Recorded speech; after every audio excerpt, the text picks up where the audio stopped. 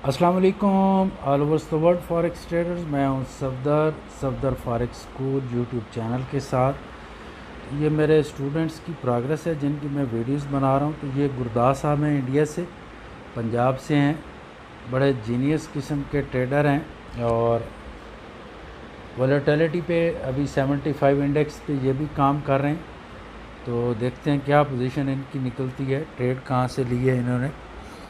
और तो ज़रा ऊपर करके आपने ट्रेड ले ली, थोड़ी नीचे लेनी थी।